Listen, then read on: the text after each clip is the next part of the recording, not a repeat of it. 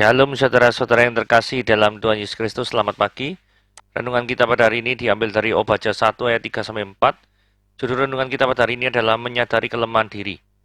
Apakah dengan memegahkan diri kita mendapatkan keuntungan? Justru bukanlah keuntungan yang kita dapatkan, melainkan kebuntungan.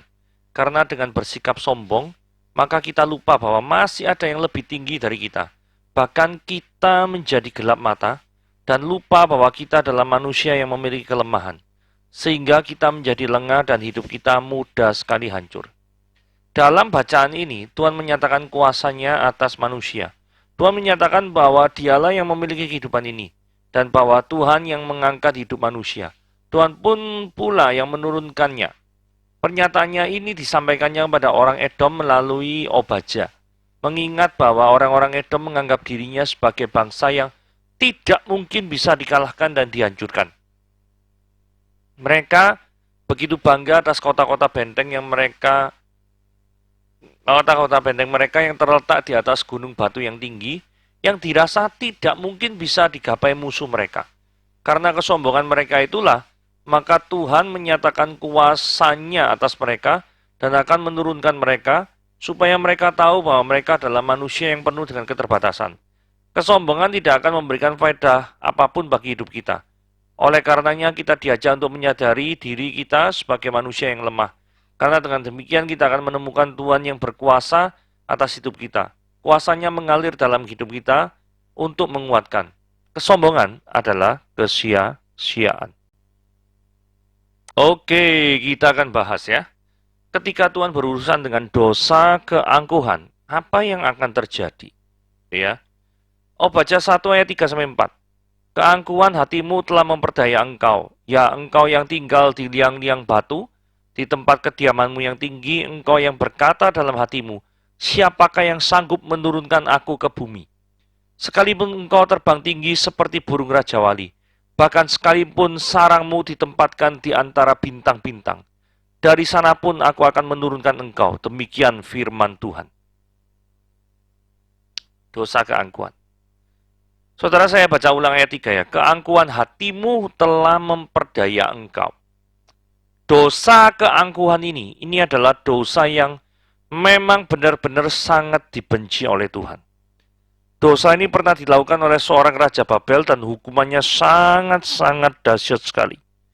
Saudara, kalau kita lihat di dalam Daniel pasal yang keempat, ayat 33 dan 34 ya. Maka begini bunyinya. Pada saat itu juga terlaksanalah perkataan itu atas Nebukadnezar. Dan dia dihalau dari antara manusia dan makan rumput seperti lembu, dan tubuhnya basah oleh embun dari langit, sampai rambutnya menjadi panjang seperti bulu burung Raja Wali dan kukunya seperti kuku burung. Tetapi setelah lewat waktu yang ditentukan, aku Nebukadnezar menengadah ke langit, dan akal budiku kembali kepadaku. Lalu aku memuji yang maha tinggi, dan membesarkan dan memuliakan yang hidup kekal itu. Karena kekuasaannya ialah kekuasaan yang kekal, dan kerajaannya turun-temurun. Jadi maksudnya gini ya, Nebukadnezar ini sangat sombong sekali. Karena dia sangat sombong sekali, maka dia dihukum Tuhan menjadi seperti binatang, yaitu makan rumput seperti lembu dan tubuhnya basah oleh embun dari langit. Jadi artinya dia tidak memiliki perlindungan apapun. Sampai rambutnya menjadi panjang berarti tanda dia itu tidak terawat, seperti bulu burung Raja Wali. Dan kukunya seperti kuku burung yang juga panjang. Jadi ini menunjukkan bahwa Nebukadnezar yang adalah raja, itu menjadi seperti lembu, seperti binatang yang derajatnya sangat rendah sekali. Ini adalah akibat daripada orang yang melakukan dosa keangkuhan. Jadi benar-benar dosa keangkuhan itu sangat dibenci oleh Tuhan.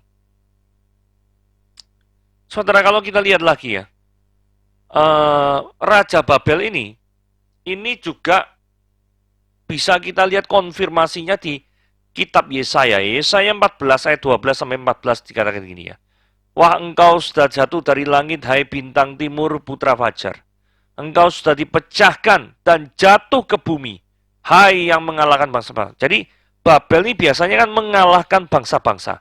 Tetapi yang biasanya mengalahkan bangsa-bangsa, maka dia itu jatuh dari langit. Ayat 13 katakan, engkau yang tadinya berkata dalam hatimu, aku hendak naik ke langit. Aku hendak mendirikan tahtaku mengatasi bintang-bintang Allah. Dan aku hendak duduk di atas bukit pertemuan, jauh di sebelah utara. Saudara-saudara yang terkasih dalam Tuhan Yesus Kristus. Ayat 14 dilanjutkan, aku hendak naik mengatasi ketinggian awan yang tinggi, hendak menyamai yang maha tinggi. Saudara, ini benar-benar ya. Dia itu adalah manusia biasa, tapi pengen menyamai Allah. Ayat 22 dikatakan, aku akan bangkit melawan mereka. Ini Tuhan ya, demikianlah firman Tuhan semesta alam. Aku akan melenyapkan siapa saudara-saudara? Nama Babel dan sisanya. Anak cucu dan anak cicitnya. Demikianlah firman Tuhan. Aku akan membuat Babel menjadi milik landak dan menjadi air rawa-rawa. Dan kota itu akan kusapu bersih dan kupunahkan. Demikianlah firman Tuhan semesta alam. Saudara, memang ada beberapa orang yang menafsirkan hai bintang timur putra fajar. Ini menunjukkan pada Lucifer, gitu ya. Tetapi sebenarnya menurut saya, hai bintang timur putra fajar, bintang timur ini berarti negara Babel memang terletak, ini Babilonia ya. Ini memang terletak, kalau titik pusatnya itu adalah Yerusalem, fokus titik tolaknya, maka perbandingannya ini memang sebelah timur. Jadi Babilonia ini memang adalah di sebelah timur daripada Yerusalem. Sehingga itulah sebabnya dikatakan bahwa negara Babel itu dikatakan bintang timur putra fajar. Jadi saya sangat yakin ya, Yesaya 14 ayat 12-14 ini tidak berbicara tentang Lucifer, tetapi berbicara tentang Raja Babel. Jadi seperti itu, oke. Menganggap diri lebih tinggi dari siapapun. Siapakah yang sanggup menurunkan aku ke bumi? Saudara, mungkin dia pikir dirinya itu sudah naik ke langit, sehingga dia sampai sesumbar. Siapakah yang sanggup menurunkan aku ke bumi? Saudara, ini belum secara literally, dia belum nyampe ke langit. Tetapi sudah berani berkata, siapakah yang sanggup menurunkan aku ke bumi? Gini ya, tidak boleh ya, setinggi apapun jabatan manusia, membuat dia lupa pada Sang Pencipta. Ini tidak boleh terjadi. Lupa terhadap Sang Pencipta, itu tidak boleh terjadi. Karena jikalau Anda lupa terhadap Sang Pencipta, itu adalah benih kesombongan. Itu ada dalam diri Anda. Jadi berhati-hati ketika berhubungan dengan kesombongan. Aplikasi praktisnya gini ya. Jikalau kita memiliki pencapaian terhadap sesuatu, apa sih yang pertama kali kita lakukan? Apakah kita langsung mempertontonkan pencapaian kita sehingga orang lain melihat dengan tujuan orang tersebut akan mengagumi kita? Sehingga orang-orang yang melihat kita itu akan mengatakan engkau hebat, engkau luar biasa. Apa itu yang pertama kali kita lakukan ketika kita berhasil mencapai sesuatu? Jika kita melakukan hal tersebut, maka kita tidak akan mendapatkan pujian dari Tuhan. Kita hanya akan mendapatkan pujian dari manusia, tetapi tidak akan pernah mendapatkan pujian dari Tuhan. Apakah yang pertama-tama kita lakukan setelah melakukan pencapaian tertentu? Apakah kita meninggikan nama Tuhan atau meninggikan nama sendiri? Ini penting ya. Karena kalau orang yang pertama-tama kali, wah aku berhasil misalkan ranking 1, juara 1 gitu ya, terus tidak pernah bersyukur atau selalu lupa meninggikan nama Tuhan, maka secara langsung dia tuh pengen dirinya itu disanjung, meninggikan diri sendiri.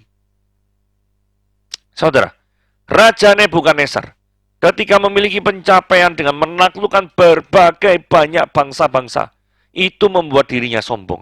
Dan Allah sangat-sangat menentang orang congkak, sehingga Allah menghukum Nebukadnezar. Saudara, di dalam Yakobus 4 ayat 6 ya, jelas-jelas dikatakan, tetapi kasih karunia yang dianugerahkannya kepada kita lebih besar daripada itu. Karena itu dia katakan Allah menentang orang yang congkak, tetapi apa saudara-saudara? Mengasihi orang yang rendah hati. 1 Petrus 5 ayat 5 dikatakan demikianlah juga kamu, hai orang-orang muda, tunduklah pada orang-orang yang tua, dan kamu semua rendahkanlah dirimu seorang terhadap yang lain, sebab Allah menentang orang-orang yang congkak, tetapi mengasihani orang-orang yang rendah hati.